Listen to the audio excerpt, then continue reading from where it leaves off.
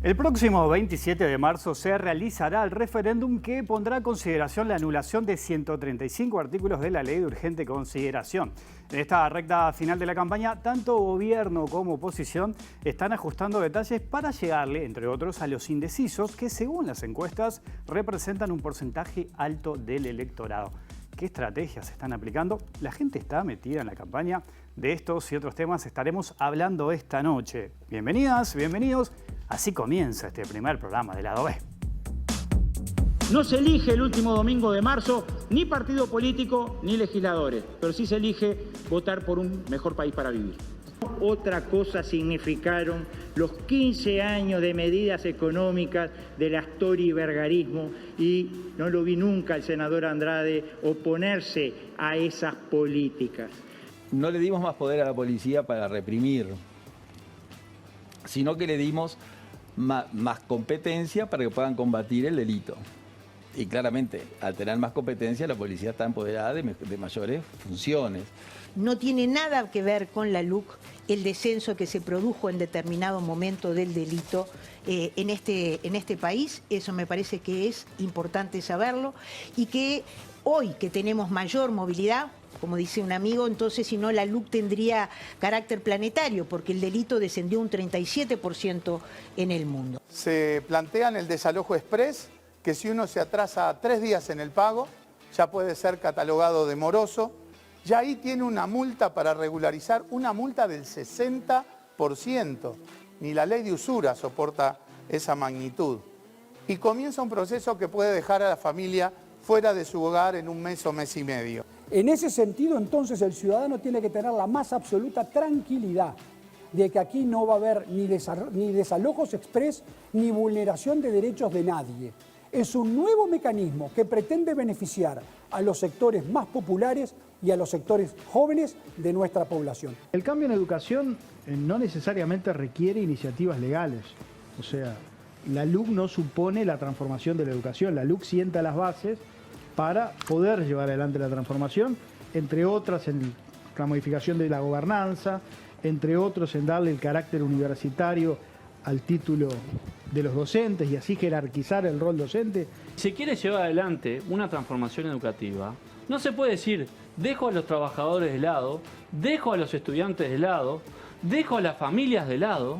No hagamos de esto, en definitiva, lo que se quiere hacer, que es una gran campaña contra el gobierno en sí mismo, y se utiliza este tema de los combustibles en el marco para hablar de todo tipo de aumentos que responden a otras realidades. El combustible aumenta porque hay una guerra, aumenta porque hay un mayor dinamismo industrial y aumenta, obviamente, porque hay un boom de commodities. Hicieron campaña en todo el país, diciendo que si ganaban, no aumentaban los combustibles. Y lo que terminó pasando es que generaron un incremento de combustibles de los más grandes de la historia del país, que ha ocasionado un problema muy serio en el Uruguay, en un contexto en donde bajan los salarios, bajan las jubilaciones, los uruguayos tenemos más problemas para llegar a fin de mes.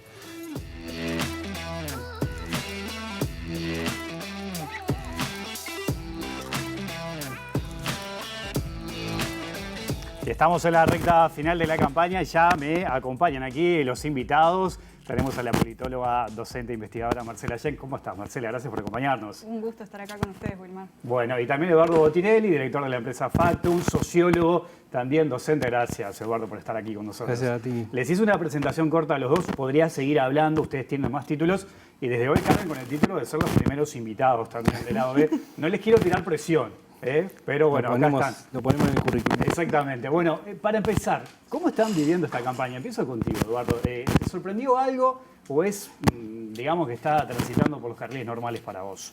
A ver, en términos generales es una campaña muy compleja, ¿no? Desde la propia ley, de lo que es la ley, ¿no? Y la cantidad de temáticas que tiene, a lo que es el impulso del recurso de referéndum sobre una serie de artículos que también son muy diversos. Entonces, es una campaña que es muy compleja de encarar porque no tiene anclas firmes, digamos, ¿no? No es una ley de empresas públicas, no hay un tema que en sí mismo pueda resumir una campaña electoral y eso supone dificultades. Además, en un entorno político complejo, desde el punto de vista de la vinculación de oficialismo con oposición, y con un nivel de debate que no ha sido del todo constructivo, digamos, ¿no? Es decir, más bien... ¿Que es un nivel bajo de discusión que se está dando? Yo creo que sí, o sea, que en general sí, obviamente hay bastantes excepciones, pero en términos generales hay un grado de discusión que no es constructivo en sus términos más amplios, digamos. Marcela, ¿cómo lo estás viendo? Bueno, yo creo que hay como varios elementos para analizar. Uno es que si pensamos en el referéndum en un plano como más subjetivo de las consultas populares, donde muchas veces se asocian consultas populares que son distintas, como los plebiscitos y los referéndums, ahí tenemos también un parteaguas en cómo se venían viviendo las últimas consultas populares, que estaban mucho más asociadas a los ciclos electorales, ¿no? Esto de tener una consulta en este momento es bastante novedoso en este contexto más general de las consultas populares. Y por otra parte, hay como varios elementos interesantes, creo yo. A ver, en términos de formato, quizás no tenemos tantas innovaciones en cómo se está viviendo la campaña, en cuanto a cómo es la configuración de actores que está respaldando una y otra opción, por ejemplo. Son viejos y viejas conocidas en el sistema político, más allá de lo partidario, pero sí hay elementos interesantes a considerar, por ejemplo, en lo que tiene que ver con la emergencia de las redes sociales, ¿no? Que es un cambio bastante importante en este sentido, en cómo marca el discurso, tanto dentro de lo que sucede en ese ámbito, como cómo trasciende hacia otros ámbitos y cómo genera agenda y formas de enunciar discurso, ¿no?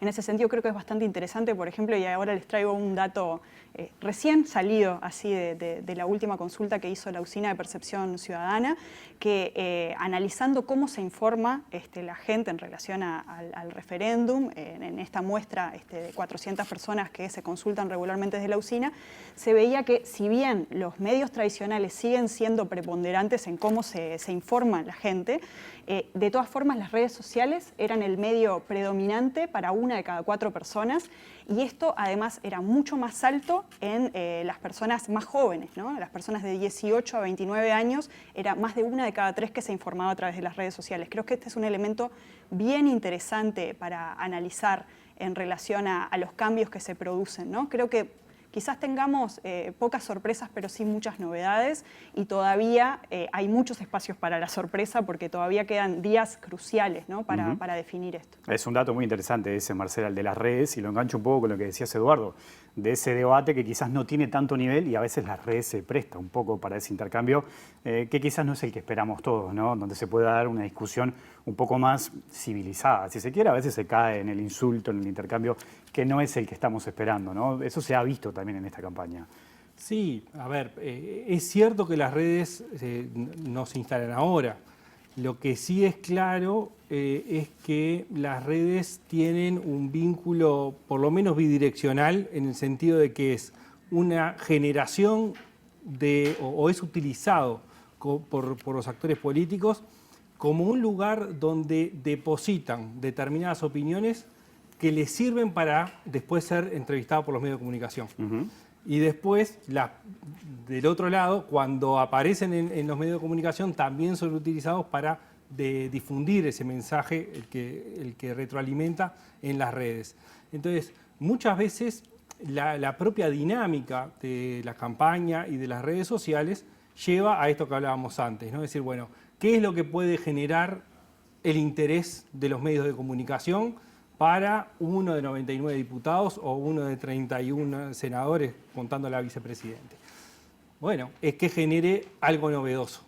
Y una de las herramientas que se utilizan es el mensaje a través de redes a partir de un enfrentamiento duro o firme contra la otra posición, porque eso va a despertar el interés, ¿no? Entonces, creo que, digamos, toda la construcción de las campañas electorales, de la discusión pública, está permeada por las redes sociales y son utilizadas también en ese sentido. Como podrán ver, tenemos un estudio lindísimo con un montón de pantallas, y a través de estas pantallas vamos a ir viendo algunas de las encuestas que se han dado a conocer en estos últimos días. Si bien hay distintos valores, pero más o menos las tendencias son similares. De hecho, lo que proponíamos hablar hoy, lo mencionaba recién en la introducción y en la venta del programa, tiene que ver con el porcentaje de indecisos, ¿no? Que en algunos casos es bastante elevado, y genera también una situación de análisis ¿Cómo se explica? Por ejemplo, menciona algunos casos. En el caso de Factum da un 22% de indecisos. En el caso de Equipos, un 28%. Equipos es el que le da más.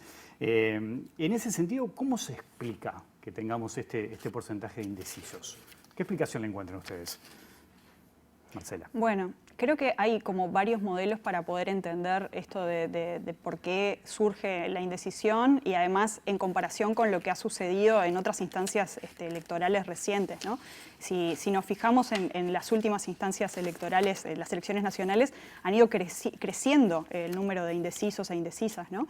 Y en este caso estamos ya en un número que duplica o triplica lo que se registraba en las mediciones de opinión pública previo a las elecciones de 2019, ¿no? O sea, estamos en un número alto de indecisos. Hay varios elementos que podemos utilizar como para poder entender por qué se producen este número de indecisos. Si nos fijamos en los modelos más generales de análisis desde la ciencia política, por ejemplo, bueno, hay explicaciones que tienen que ver, por ejemplo, con cómo va cambiando la dinámica electoral, cómo van cambiando los modelos, por ejemplo, de partidos políticos para tratar como de captar al centro, ¿no? Y cómo se va perdiendo ideología y se van ganando espacios, por ejemplo, en el marketing político, ¿no? Para ganar, digamos, ese centro político. Y cómo esto también se va traduciendo en fenómenos como la volatilidad electoral, que antes no era algo que se asociaba, por ejemplo, a esos viejos modelos de partido de masas, más ideológico, ¿no? Esto de que haya personas que cambien preferencias de voto de una elección a otra, ¿no? O de que, de hecho, no manifiesten una elección clara de una elección a otra, ¿no? Esto a nivel general. Si nos fijamos en lo que tiene que ver con la campaña en particular del referéndum, y tomando también de vuelta datos de la usina, que uno de los elementos interesantes que tienen la forma de medición es que al ver un panel y cómo se va comportando la misma persona en el tiempo, se pueden ver también estos comportamientos, ¿no? No se veía volatilidad en este sentido entre las personas que estaban definidas por una u otra opción, pero sí se ve la estabilidad en indecisos, como marcan otras consultoras, como estaban diciendo recién, ¿no?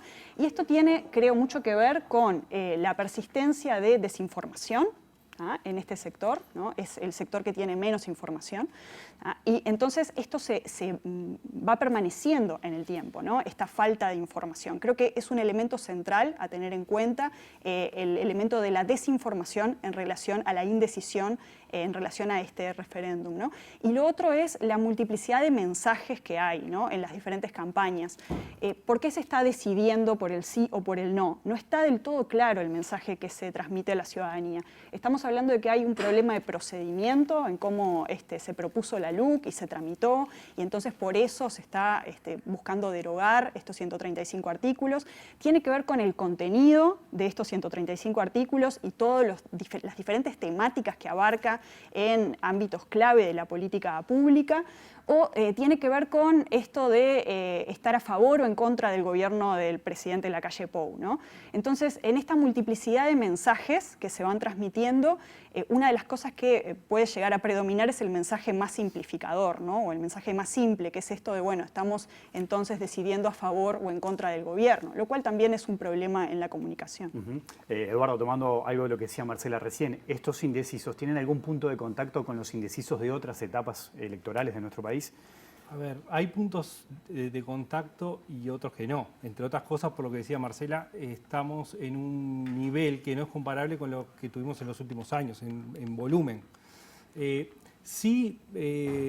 Repasando datos anteriores, en el referéndum del 2003 de ANCAP, el nivel de indecisos sobre el final estaba en el 17%. Entonces, ahí, digamos, hay una hipótesis que es que está fuera del calendario electoral. Entonces, también eso, que esté fuera de la lógica, como lo que marcaba de los plebiscitos. Los plebiscitos son junto con las elecciones nacionales. Entonces, ahí hay como un efecto de los partidos sobre un plebiscito. En este caso, está fuera del calendario electoral. Y después, con lo que me preguntaba sobre el perfil, hay algunos parámetros que se repiten, que es, cuanto menor es la edad, mayor es el grado de indecisión o menor firmeza en el voto. Porque dentro de los indecisos hay un porcentaje que tiene cierta inclinación hacia una de las opciones. No es firme y ampliamente posible que cambie de una opción a la otra, ¿no? Eso por un lado. Por otro lado, son personas que están fuera de los extremos ideológicos, ¿no? Suelen tender hacia el centro. Y el centro son dos cosas. El centro es la moderación, digamos, en el espectro ideológico, y el centro también es el poco interés, ¿no? O la indefinición por desinterés. Y ahí hay otra de las variables que explican un poco la indecisión, que es justamente la falta de interés en la política. Y la desinformación, cuando nosotros también analizamos cuál es el grado de información que tiene la gente, bueno, coincide con que quienes menos información tienen son los más jóvenes, son más al centro y son los menos interesados en la política, ¿no? Entonces, esos son como algunas características que coinciden con lo que es habitual en los indecisos. Hay otra característica que ya es otro perfil, que es gente que hoy decide, tiene claro a quién votaría si hubiese elecciones, a qué partido político votaría, pero no tiene claro qué va a votar en el referéndum. Tiene dudas, e incluso en un sentido opuesto a lo que vota, digamos, si consideramos que el Frente Amplio es quien defiende el sí y los partidos de la coalición multicolor defienden el no. Entonces, un porcentaje relevante de personas que hoy votarían en el Frente Amplio que se inclinan firmemente o en un voto probable hacia el no. Y hay un porcentaje que es menor a este de votantes de los partidos de la coalición que se vuelcan por el sí.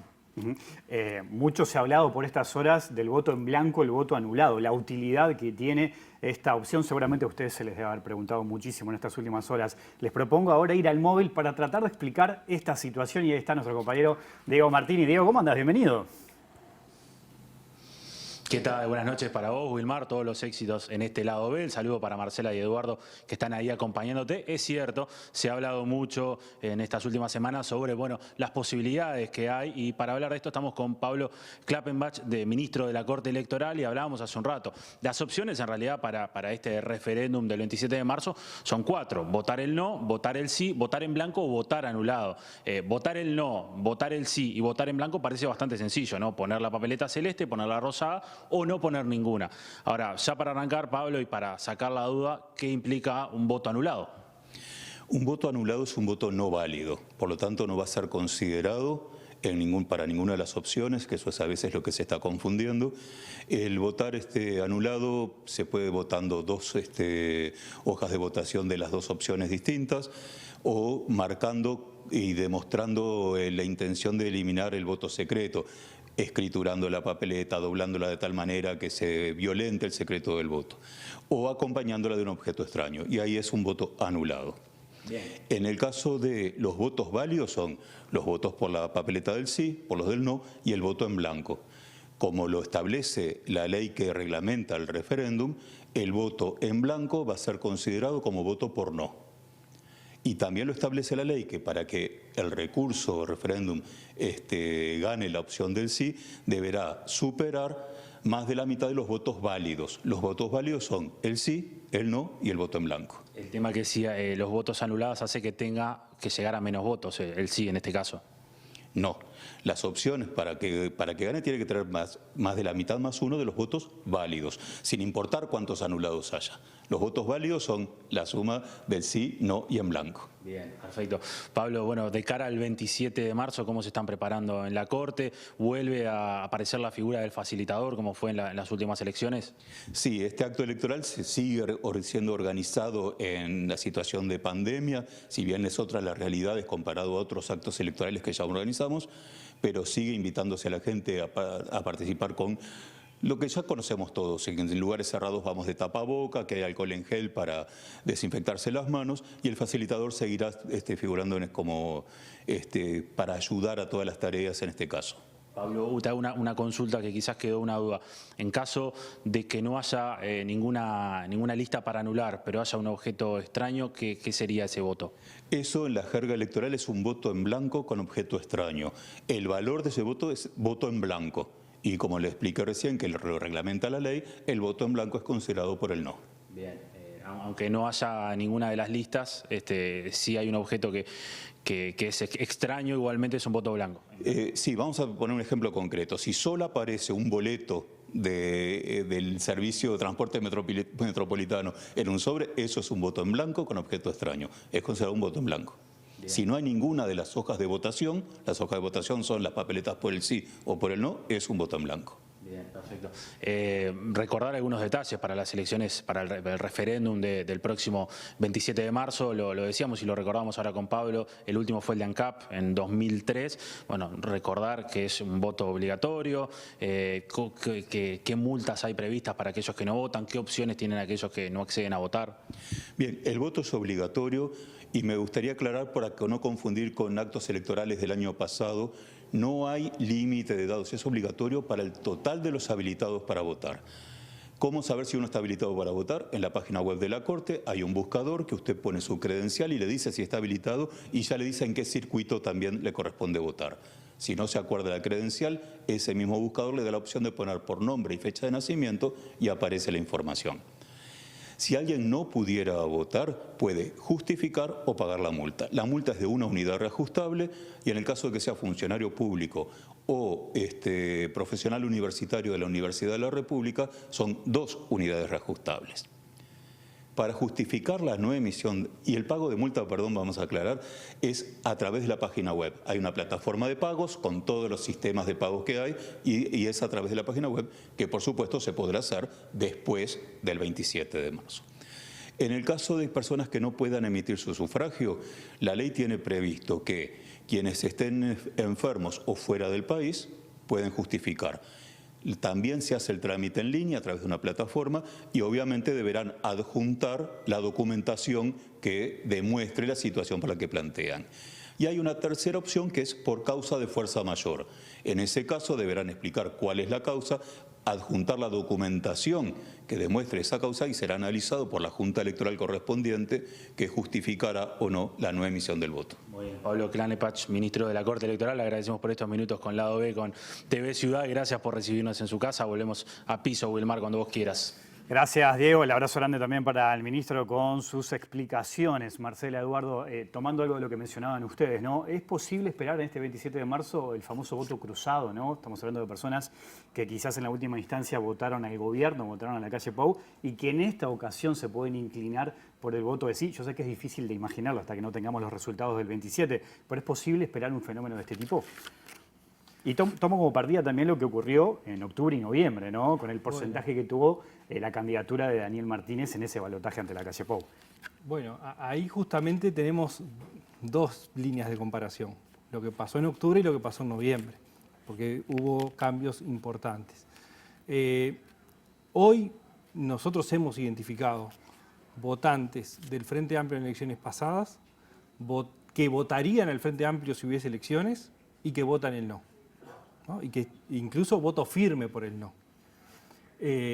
Claro, es menor, pero es consistente. Estamos en el torno de 2 a 3 puntos sobre el total del electorado de votantes que votarían al Frente Amplio y están predispuestos a votar al no. Después, si lo hacen o no, por lo menos en las encuestas viene siendo consistente ese porcentaje.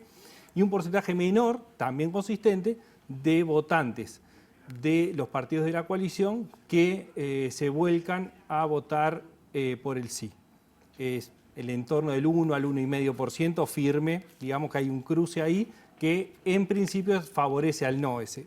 Después hay que ver el resto, digamos, los que probablemente se vuelcan hacia uno o hacia el otro si terminan compensándose. Pero son fenómenos que si bien son importantes, en el peso final es menor porque hay cierto grado de compensación entre sí. Después hay otro fenómeno que hay que estudiar, sobre todo posterior, y que tiene que ver con lo que marcaba recién el ministro, que es el porcentaje de votantes, tanto del Frente Amplio como de los partidos de la coalición, que votan en blanco, ¿no? Porque ahí después, políticamente, si bien desde el punto de vista de mantener o no la ley, el efecto es claro, desde el punto de vista político hay diferencias, ¿no? Y después la otra mirada es, y eso ya tiene que ver con los resultados finales, es la comparación con noviembre. Es decir, cuán cerca o lejos termina estando cada una de las opciones con respecto a noviembre. Marcela, ¿cómo lo ves en ese sentido? Sí, sin duda. Hay algunos elementos también interesantes para ver en comparación con lo que ha ocurrido en otros referéndums, ¿no? En relación con el voto en blanco y con el voto anulado y cómo se están jugando aquí las cosas también en esa interpretación. Y otro elemento también a traer a consideración es lo que tiene que ver con la percepción que hay sobre la imagen del presidente, creo, también en este caso, ¿no? Porque hemos tenido varias consultoras de opinión pública que han hecho referencia justamente a esto, ¿no? A la alta valoración que hay sobre la imagen del presidente y si esto se puede traducir en un apoyo mayor al no celeste, ¿no? Y en este caso creo que también vamos a tener que ser cautas en las interpretaciones en este sentido, ¿no? Sobre todo por cómo se hace y en base a qué se hace esa valoración en términos relativamente altos de la imagen del presidente, considerando que puede ser, por ejemplo, en base, por ejemplo, al manejo de la pandemia, ¿no? Y ahí vamos a tener un elemento a considerar, y otro es en relación a una agenda mucho más amplia de políticas públicas, ¿no? Como la que se está planteando con estos 135 artículos de la LUC, ¿no? Entonces, en ese sentido, también tenemos que ser cautos y cautas a la hora de pensar que esa alta aprobación que están marcando las encuestadoras en relación a la imagen del presidente Lacalle Pou se puede traducir en también un elemento positivo en favor del no en este referéndum, ¿no? Bien, ¿me aguantan unos minutitos? Hacemos una pequeña pausa y ya encaramos en la recta final del programa. Ustedes no se vayan, ya siguen minutos este primer programa del lado B.